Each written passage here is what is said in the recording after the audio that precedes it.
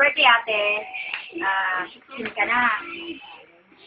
Wala na anak, dalaga ka na. Sana anak, alam ko, minsan talaga nag-aaway tayo, napapagalitan kita. Minsan talaga napapaktan kita kasi sana anak intindihin mo kasi ako ayoko talaga na mapariwara yung buhay mo. Pag may naririnig ako na hindi magandang comment sa'yo, talagang nasasaktan ako. Pag sinasabi nila na kulang yung ugali mo raw, ako hindi ako naniniwala sa sinasabi nila. Kasi kilala kasi, alam ko yung ikaw.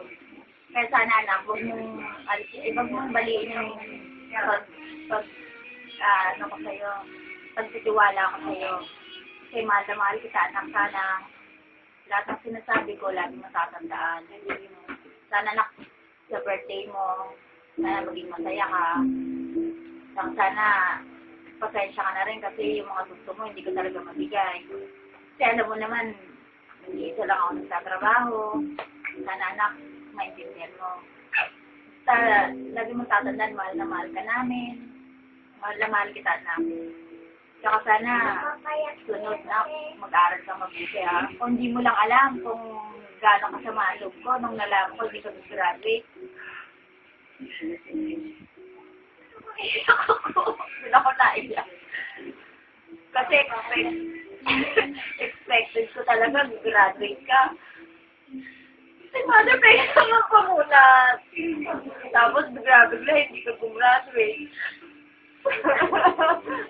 Wait. Naiyak ako. Try later. Siyempre, hindi nga ako gumraduate. Gusto ko, siyempre, makagraduate kayo. Excited nga ako. Gusto ko, talagang pinagplanuhan mo na yung pagka-college mo. Naiyak ako. Diyos ko po. Naiyak ako. Pero naiintindihan naman kita. Naiintindihan naman kita, anak eh. Sabi ko nga, babawi ka na lang.